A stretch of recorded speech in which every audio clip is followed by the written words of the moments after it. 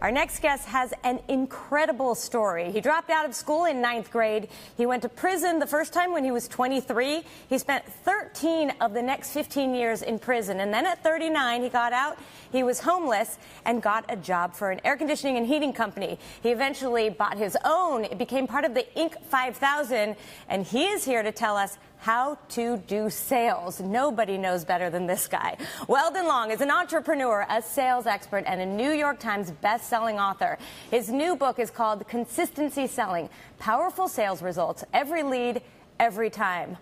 It's so nice to see you. It feels crazy to go right into the sales after you've had sort of this whole crazy lifetime of everything else. But I have to imagine that your years, you know, from 9th grade until 39, absolutely influenced how you sell things and how you eventually built this very successful company.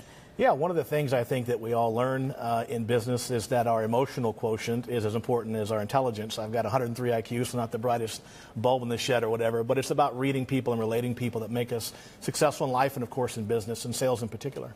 So, okay, give me some of your tips. When you got out there, you hadn't worked in a very long time because you've been in prison, and you get into this air conditioning and heating company and did well enough to then start your own company. Yeah, I went out my first month in sales and sold $149,000 of air conditioners. I made about $13,000 in sales commissions. I'm like, you know, this is it for me. And sales really saved my life because it gave me the opportunity to build a productive life, prosperity, wealth that I was not going to get anywhere else given my background and lack of experience. And what'd you do? How were you so good at sales right away? You know, I think the biggest thing, JJ, is when I started selling, I was amazed how many well-intentioned, decent, good people would look you dead in the eye and say, I'm going to call you back next week, and never do it. And at the time, I was living in a homeless shelter. I had a 10-year-old son that I needed to get a job and get a place to live and to get him. And so I didn't have the luxury of sitting back waiting for a call on Tuesday that was never going to come. I learned very quickly there's no Santa Claus, there's no Tooth Fairy, and Tuesdays never come. In other words, the customer is not going to call you back. And what I learned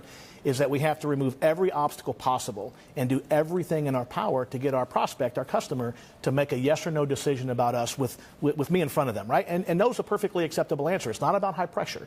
It's about high service. It's about removing the obstacles. If I can get you to make a decision about me and my company with us sitting together, obviously I've got a much better chance at you saying yes to me, because people want to say no by not returning your phone calls, not returning your emails, that type of thing. So you think it's about getting face-to-face with someone? Face-to-face or on the telephone. The key thing is, because with telesales these days, that's a big part of business and commerce, but we really need to get people to make a decision about us while they're interacting with us, right? Not on a proposal that we send through the mail or via email. We want to be engaged in that conversation when they make that final decision. Right, so how do you do that? Well, basically, it's what I call the sales hallway. And if you can picture a hallway with the sales professional, such as myself, and the customer walking down that hallway, we're trying to get to the end of the hallway where there's a door, and behind that door is the business, right? It's the deal, it's the trust. But along that hallway, along the side, are little escape routes.